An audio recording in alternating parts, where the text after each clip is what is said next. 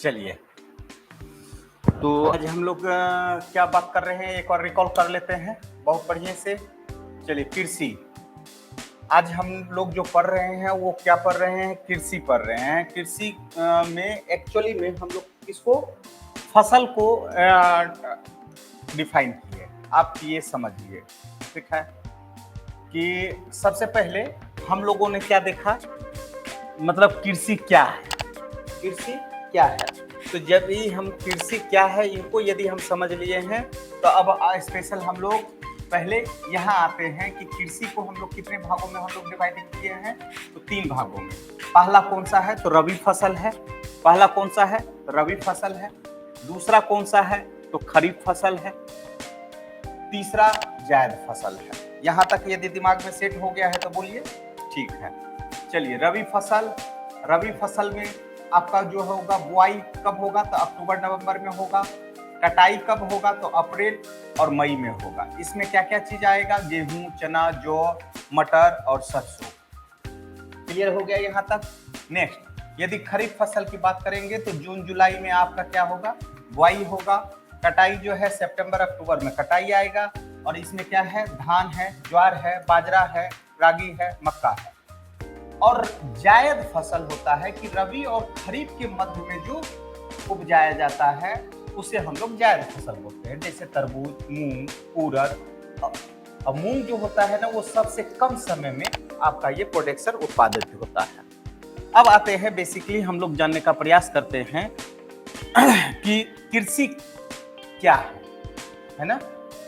ये हमको ज्योग्राफी में भी पढ़ना है, लेकिन आज जो हम लोग पढ़ रहे हैं वो इकोनॉमिक्स वाला पार्ट में पढ़ रहे हैं। तो कृषि क्या है, तो सबसे पहले कृषि क्रिया के उद्देश्य से एक्चुअली में कृषि क्या है, यदि आपसे प्रश्न हम कर देंगे कि कृषि क्या है, मूलभूत आवश्यकताओं को पूरा करने के लिए जो संसाधन है उसे हम लोग कृषि कहेंगे। कृषि क्या कहेंगे, मानव की मूलभूत आवश्यकताओं को पूरा करने का संसाधन है। तो मूलभूत आवश्यकता क्या होता है, तो आप जानते हैं ना, रोटी, कपड़ा और मकान। तो मूलभूत में हमारा बेसिकली पहले क्या आएगा, तो कृषि आएगा। अब इस कृषि को हम लोग कितने भागों में बांटे, 2 भागों में बांटे। एक खाद्यान्न फसल, खाद्यान्न फसल जो हम लोग खाते हैं, जैसे चावल, गेहूं, मक्का, दाल आदि। व्यापारिक या नकदी फसल, दूसरा व्यापारिक या नकदी फसल। इन्हें हम लोग कितने भागों में बांटे हैं, तो 6 भागों में बांटे हैं। कौन कौन सा, तो पहला है तिलहन। कौन है, तिलहन। तिलहन में भी हमारा जो है, तो इसमें भी याद कीजिए, पीली क्रांति आपका यहीं से जुड़ा हुआ था। पीली क्रांति, कौन सा, पीली क्रांति। ये पीली क्रांति यदि आपसे प्रश्न पूछेगा तो तिलहन ही होगा। इस तिलहन में जो है भारत सरकार ने जो मान्यता दिया है वो किनको किनको दिया है, तो सरसों, सूर्यमुखी, सोयाबीन, मूंगफली, तिल, अलसी, अरंडी और कुसुम। ये तिलहन का प्रकार हो गया। इनको भारत सरकार जो है क्या दिए हैं, तो मान्यता दिए हैं। चलिए, यहां तक दिमाग में सेट हो गया।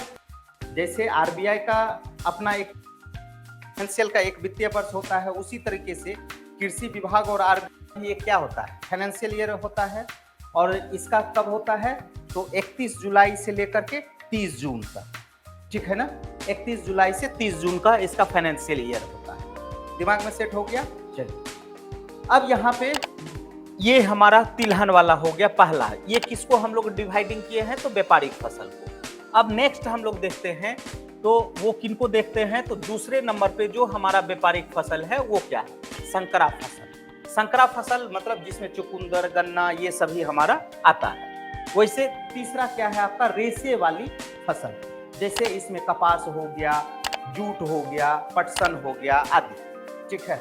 उसके बाद नेक्स्ट कौन सा है, उत्तेजन फसल। उत्तेजन फसल मतलब आप जानते ही हैं, तंबाकू, गांजा, भांग, अफीम, ये सभी हम लोग उत्तेजन फसल में रखते हैं। ये भी आपका व्यापारिक फसल। उसके बाद मसाले वाली फसल। मसाले तो आप जानते ही हैं, पूरा का पूरा, ठीक है, जिसमें इलायची, दालचीनी, अदरक ना, गरम मसाला आदि। और नेक्स्ट क्या है, बागानी। बागानी में क्या है हमारा, चाय, कॉफी और कोको। चाय, कॉफी और कोको। तो हमारा क्लियर हो गया कि भारत सरकार में जो है मतलब दो तरीके के एक्चुअली फसल है, आपका खाद्यान्न और व्यापारी, ठीक है। मतलब इनको डिवाइडिंग किया गया है। यदि आप लोग ये एक्चुअल में देखेंगे फसल, तो वो फसल 3 टाइप के हैं, रबी, खरीफ और जायद। और इनको यदि हम लोग स्पेशल देखते हैं तो कृषि को जो है कितने भागों में बांटे हैं, तो 2 भागों में बांटे हैं, या तो खाद्यान्न फसल है या तो व्यापारिक फसल है। व्यापारिक फसल को भी भारत सरकार ने कितने भागों में बांटा है, तो 6 भागों में। पहला कौन सा है, तिलहन। तिलहन में भी भारत सरकार ने कितने को मान्यता दिया है, तो 9 को मान्यता दिया है। कौन को, सरसों, सूर्यमुखी, सोयाबीन, मूंगफली, तिल, अलसी, तोरिये और अरंडी और कुसुम, ठीक है। इसके अलावा यही हमारा अरंडी वाला है, ठीक। उसके बाद दूसरा कौन सा है, संकरा। तीसरा रेशे वाली। चौथा उत्तेजन फसल। पांचवा मसाले वाली फसल। और छठा बगान जो होता है। ये भारत सरकार कृषि में मान्यता दिए हैं। अब आते हैं हम लोग कि अब स्पेशल देखते हैं सिंचाई। सिंचाई में भी हमारे पास जो चलते हैं तो 40% भाग जो है अभी सिंचित एरिया में है। इसमें भी चलेंगे तो लघु सिंचाई एरिया है, मध्यम सिंचाई एरिया है और बड़ी सिंचाई योजना। यदि हम लोग लघु सिंचाई देखते हैं तो 2000 हेक्टेयर तक जो हम लोग करते हैं वो हम लोग कहाँ रखते हैं, तो लघु सिंचाई में रखते हैं। इसमें हम लोग जो स्पेशल प्रयोग करते हैं, ड्रिप सिंचाई हो गया, ठीक है ना।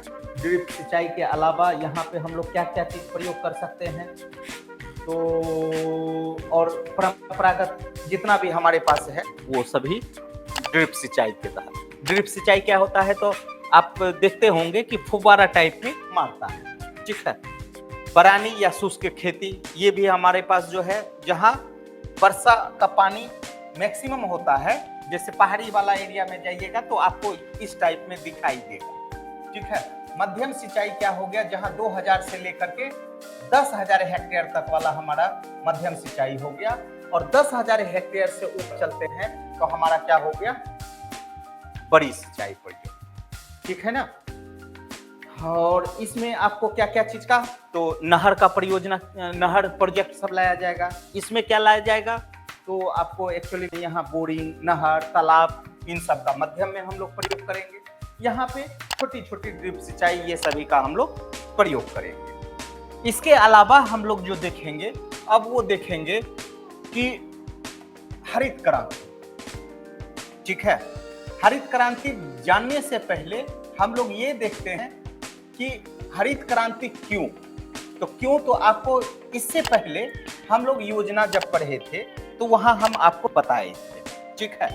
उस योजना में हम आपको बताए थे कि हरित क्रांति उत्पादन को बढ़ावा देने के उद्देश्य से किया गया था। और कृषि, तो कृषि में भी हम लोग ये लेकर के आए थे कि क्यों कृषि को हम लोग उत्पादन में बढ़ावा दिए थे। तो एक्चुअल में हमारे पास क्या आ गया था, अकाल आ गया था। उस अकाल के स्थिति में हम लोग जब चलते हैं, वहां जाने से पहले हम लोग एक पद्धति देखते हैं कृषि का। क्या देखते हैं, कृषि का पद्धति देखते हैं।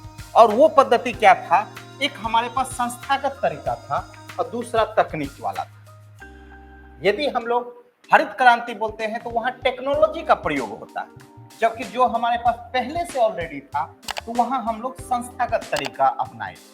संस्थागत में पहला तो बिचौलिए की समाप्ति हो गया। क्या हो गया, बिचौलिए की समाप्ति हो गया। अब याद कीजिए, अंग्रेज वाली पद्धति में रैयतवाड़ी, महालवाड़ी, जमींदारी व्यवस्था, याद आया कि नहीं, बताए हैं कि नहीं, ठीक है। कौन सा एरिया में क्या था, ये पूरा क्लियर है आपको। सरकारी व्यवस्था में सुधार किया गया। वर्ग ऑपरेशन मतलब भूदान आंदोलन, ये सभी चलाया गया। नेक्स्ट चकबंदी व्यवस्था। चकबंदी व्यवस्था में सिंचाई, उर्वरक और जो व्यवस्था था उसमें आपको क्या किया गया, तो गुणवत्ता सुधार लाया गया। अब हम लोग किधर मूव किए, तो जो हमारी इस व्यवस्था में थी, तो इस व्यवस्था में हमारे पास उतना प्रोडक्शन नहीं हुआ। फिर भूदान आंदोलन भी चलाया गया, फिर जोतों का आकार को बदला गया। तो ये सभी हमारी संस्थागत तरीका थी। अब तकनीकी तरीका के कारण हमारा किया गया तो हरित क्रांति। क्या किया गया, तो हरित क्रांति। अब हम लोग चलते हैं कहाँ, तो हरित क्रांति। किसमें चलते हैं, हरित क्रांति। हरित का सर्वप्रथम प्रयोग जो किए थे, तो हरित को हम लोग एक चार्ट के माध्यम से समझते हैं। पहला तो हरित क्रांति किसके कारण आया? तकनीकी कारण के कारण। संस्थागत कारण को हम लोग संस्थागत कारण में उतना डेवलप नहीं कर पाए, तो तकनीकी कारण को हम लोग क्या किए? अपनाए। क्लियर है बाबू? ठीक है। तकनीकी कारण में जब चलते हैं तो अब यहां देखिए, ध्यान दीजिएगा। हरित का सर्वप्रथम प्रयोग कौन किए थे? तो विलियम गॉड किए। और भारत में हरित क्रांति क्यों प्रयोग हुआ था? तो हम लोग अकाल से जुड़ रहे थे। भारत में शुरुआत क्यों, इसका लाभ उद्देश्य क्या था, हानि क्या था, और हरित क्रांति से संबंधित सामान्य तत्व, इतना चीज देखना। पहला हरित क्रांति का तकनीकी कारण से, तकनीकी कारण आप लोग समझ गए, उन्नत किस्म का बीज लेंगे और सिंचाई व्यवस्था जहां होगा वो। तो हरित क्रांति से संबंधित सामान्य विचारधारा, उसके बाद देखेंगे भारत में इसकी शुरुआत क्यों, इसका लाभ क्यों, हानि क्या, इसका लाभ उद्देश्य देखेंगे और फिर हानि देखेंगे। चलिए, इंदिरा गांधी के शासनकाल में यदि आपसे प्रश्न पूछा कि हरित का सर्वप्रथम जो है कौन प्रयोग किए थे, तो विलियम गॉड। ठीक है। इंदिरा गांधी के शासनकाल में सी सुब्रमण्यम कौन थे? कृषि मंत्री थे। खरीफ फसल में क्या किए? तो हरित क्रांति किए। हरित क्रांति में एक देखिएगा तो चावल अनुसंधान केंद्र कहाँ है? मनीला है। मनीला मतलब फिलीपींस की राजधानी। यहाँ टाई युंग नेटिव है ना, टाई युंग नेटिव, ये चावल का परिष्कृत किया गया। और वहीं पे डॉक्टर नॉर्मन ई बोरलॉग सोनारा और लर्मा लोगो, है ना, क्या चीज? लर्मा लोगो, ये गेहूं का परिष्कृत करके, है ना, किए कि इसको परिष्कृत करके हम लोग लेकर के चलेंगे और नया प्रोडक्शन करेंगे। अब यहाँ पे नॉर्मन ई बोरलॉग, ये शांति के क्षेत्र में इनको 1970 में नोबेल अवार्ड से सम्मानित किया गया। कृषि में नोबेल नहीं दिया जाता है, लेकिन शांति के क्षेत्र में ये काम कौन किए, क्या किए थे? तो सोनारा जो गेहूं का ये था, लर्मा लोग जो ये क्या था? गेहूं का एक परिष्कृत रूप था, ये मतलब हाइब्रिड बीज था। इनको कहां भेजा गया? भारत। और भारत में जो है इसका देखभाल जो है इस सरकार के द्वारा किसके हाथ में दिया गया? तो एमएस स्वामीनाथन के हाथ में। इसमें अब इसका हम देखते हैं तो दायरा दो स्तर पे था। 1966 से लेकर के 87 तक जो हमारा केंद्रीकृत चरण था, वही 87 के बाद जो होता है वो विकेंद्रीकरण होता है। जब केंद्रीकरण की बात करेंगे तो बाबू यहाँ ध्यान रखिएगा कि गेहूं पे केंद्रीकृत रहे। कहां? गेहूं पे। और ये कहां पे हुआ? तो पंजाब, हरियाणा और उत्तर प्रदेश। वहीं 87 के बाद जो हुआ वो चावल, ज्वार, बाजरा, गेहूं, मक्का, और ये पूरे भारत में किया गया। ये हमारा डिसेंट्रलाइज हो गया और ये सेंट्रलाइज। लाभ क्या रहा? तो ये देखिए लाभ, निर्यात के देशों में भारत हमारा शामिल हो गया। 1966 के बाद भारत में अकाल नहीं पड़ा। फिर चल करके कृषि परंपरागत से जो है कहां चली गई? आधुनिक की ओर चली गई। उच्च किस्म का बीज, रासायनिक खाद और सिंचाई, कीटनाशक तत्वों का प्रयोग किया गया, जिससे जो है कृषि की उत्पादकता में क्या हो गई? वृद्धि हो गई। गरीबी, बेरोजगारी में कमी आई, राष्ट्रीय आय में वृद्धि हुई, और जो है 90-91 में भी आर्थिक मंदी आया। उस समय भी कृषि हमारा प्रोडक्शन होते रहा, कृषि हमारा प्रोडक्शन होते रहा। इवन कोरोना के पीरियड में भी कृषि पर भी कोई रुकावट नहीं हुई। ये तो हो गया हमारा सफलता। जब हम असफलता की बात करेंगे तब बोलिए तो असफलता क्या रहा?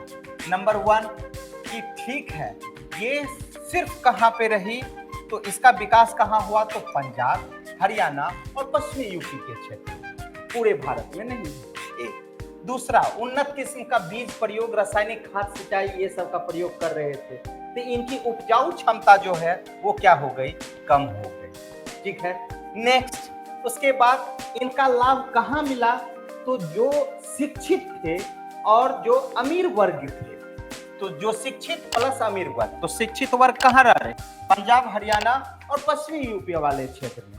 बिहार से सटे हुए यूपी जो है वहां पे हमारा जो है हरित क्रांति विकसित नहीं हुआ, उतनी सफल नहीं हो पाई। ठीक है ना। तो सफलता क्लियर हो गया। अब सवाल होता है इसी तर्ज पे हम लोग हरित क्रांति दूसरा बनाएंगे या इससे हम लोग थोड़ा अलग हट करके बनाएंगे? क्लियर है? यदि हमारा द्वितीय हरित क्रांति होगा तो वहां हम लोग फसल विशेष पे नहीं हो, मतलब गेहूं एक सिर्फ गेहूं के उत्पादन में ज्यादा वृद्धि और फसल कहां तक। क्लियर है ना? तो ये सभी चीज हम लोग देखेंगे। तो ये द्वितीय हरित क्रांति कैसा हो, तो आराम से यहाँ पे आप लोग लिख लेंगे ना जी। द्वितीय हरित क्रांति का स्वरूप कैसा हो, क्या यदि पूर्ति हो जाती है तो किसानों की आत्महत्या रुक जाएगी, मतलब इन्हीं के साथ अब हमारा कनेक्टिंग है, ठीक है ना? ये चीज देख लेंगे। उसके बाद किसानों द्वारा आत्महत्या एवं उसे रोकने का प्रयास, कृषि को औद्योगिक दर्जा दिया जाए, ठीक है?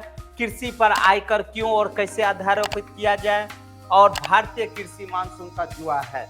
इतना पार्ट देखेंगे और बिहार के परिप्रेक्ष्य में कृषि से रिलेटेड आपको निबंध में भी आ सकता है, ठीक है? ये हो गया।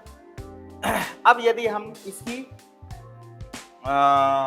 बात करते हैं कि ऋण के स्रोत, तो एक तो पहला क्या है, गैर संस्थागत, और दूसरा क्या हो गया, संस्थागत। गैर संस्थागत में किसको रखेंगे हम लोग बाबू?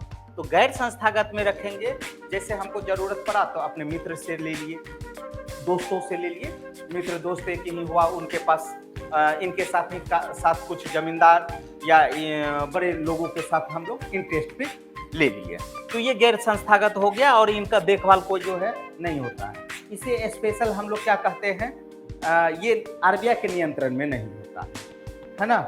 इसे स्पेशल रूप से हम लोग क्या कहते हैं, भारत का मतलब क्या बोलते हैं उसको, भारत का एक तरीके से बैंक बोल सकते हैं, लेकिन ये अंडर सेल्फ रहता है, जहां आपको जरूरत मिलेगा तो वहां आप ले सकते हैं। उसके बाद संस्थागत में आते हैं, तो संस्थागत में भी आपके पास अल्पकालीन, मध्यकालीन और दीर्घकालीन। तो अल्पकालीन वाला काम जो है वो व्यापारिक बैंक कर देता है, वहीं मध्यकालीन और दीर्घकालीन वाला काम जो है कौन करेगा, तो आप देखिए अल्पकालीन वाला में व्यापारिक बैंक, साख समिति, भूमि विकास बैंक, आरआरबी, ग्रामीण क्षेत्रीय बैंक और नाबार्ड और अग्रणी बैंक, इतना काम है जो आपको क्या करती है, स्पेशल कृषि पे लोन देती है।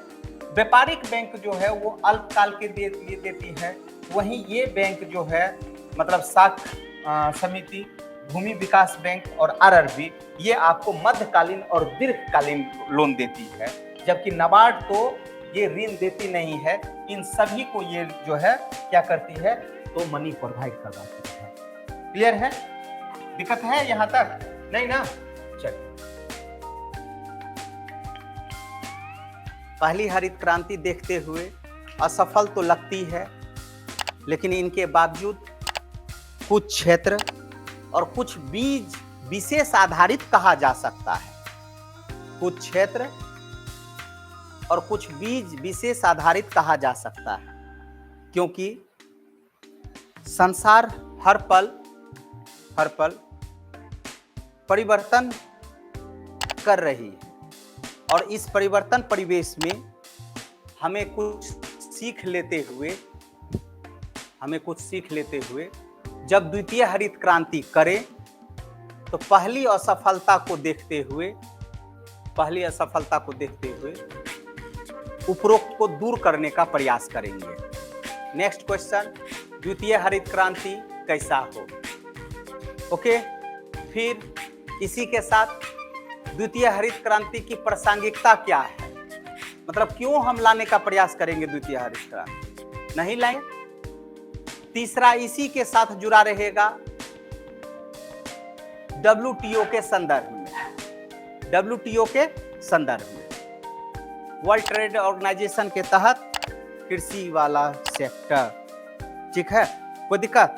फिर इसमें विशेष करके निबंध में जो आपका आएगा वो निबंध को भी हम लोग कनेक्ट कर देंगे, ठीक है। फिर एक चार्ट के माध्यम से देखेंगे कि यदि बिहार मेरा कृषि में असफल है तो असफल हो करके भी हम लोग सफलता का झंडा गाड़ रहे हैं, ठीक है ना, सफलता का झंडा गाड़ रहे हैं। बात समझ में आए ना? वो दिखाएंगे कि सफलता कैसे हम लोग गाड़ रहे हैं, ठीक है ना। और उसको जब बिहार के संदर्भ में ऐसे करेंगे तब हमारा वहां पे पुष्टि हो जाएगा। ठीक है ना। तो बिहार के संदर्भ में आपका जो है निबंध रहेगा ही रहेगा।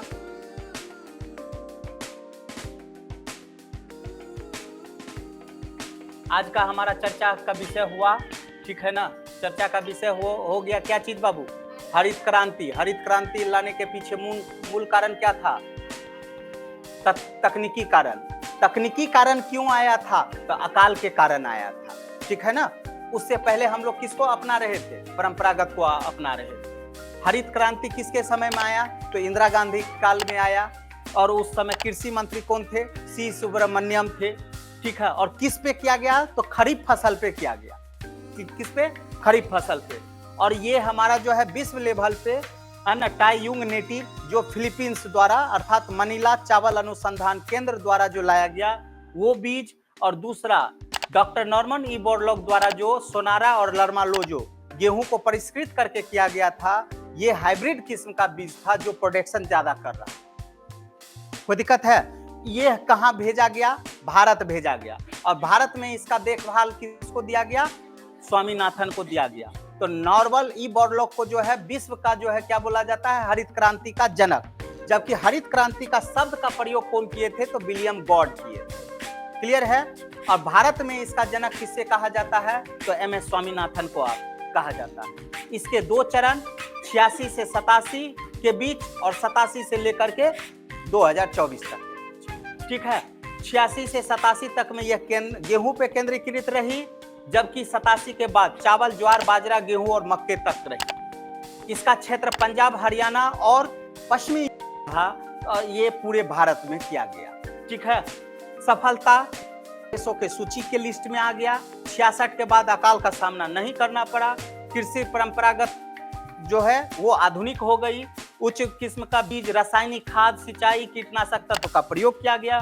कृषि के उत्पादन और उत्पादकता में वृद्धि हुई, जिसके कारण गरीबी, बेरोजगारी में कमी हुई, राष्ट्रीय आय में वृद्धि हुई। बहुत अच्छा लगा देखने में, सुनने में, पढ़ने में, ठीक है।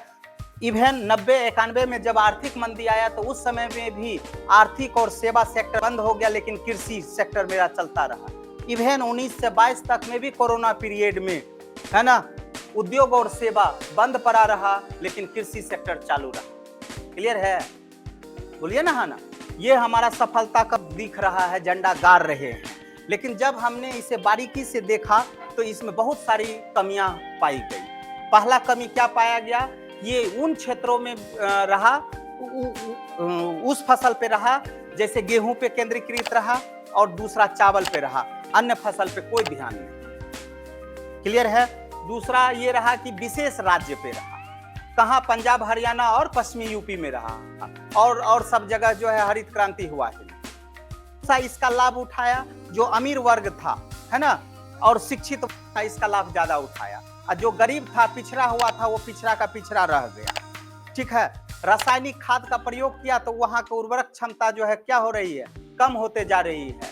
क्लियर है? ये सभी असफलता हमको दिखाई दिया, जिसके कारण हम निष्कर्ष टटोलने का प्रयास किए। तो निष्कर्ष ये पता चला कि एक इसको हम लोग विशेष राज्य प्लस विशेष फसल आधारित हरित क्रांति कह सकते, विशेष फसल और विशेष राज्य हरित क्रांति कह सकते। तो इनसे सीख लेते हुए जब भी हम लोग द्वितीय हरित क्रांति करेंगे तो ये सभी चीज को ध्यान रखेंगे। अब सिंचाई का प्रयोग जो करेंगे वो पूरे भारत लेवल पे करेंगे। अब उसी के तहत आ गया है क्या चीज? नदी जोड़ो परियोजना, ठीक है, ताकि हम और जगह भी सिंचाई करेंगे तो वहां उस पानी का हम लोग प्रयोग कर लेंगे। क्लियर है ना? ये सभी सीख लेंगे। तो ऐसा ही तर्ज पे हमको द्वितीय हरित क्रांति लाना है, ठीक है। और द्वितीय हरित क्रांति लाएंगे तो थोड़ा पहला से सबक लेंगे, ठीक है। और दूसरा बार जब करेंगे तो जो हमारा तिलहन वाला है, व्यापारिक फसल है, उस पर भी ध्यान देंगे हम लोग। क्लियर है ना?